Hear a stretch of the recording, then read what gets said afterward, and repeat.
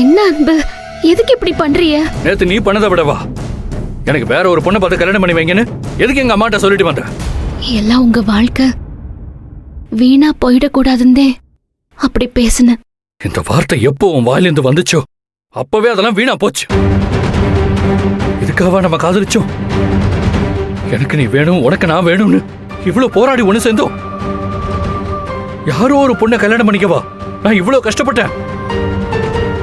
உன் சைக்கிள்னா உனக்கு உயிருன்னு உன் ஊருக்கு போய் அடி வாங்கி கஷ்டப்பட்டு உன்கிட்ட சைக்கிளை திருடிட்டு வந்து கொடுத்தது யாரோ ஒருத்தி கூட வாழ்றதுக்காவா?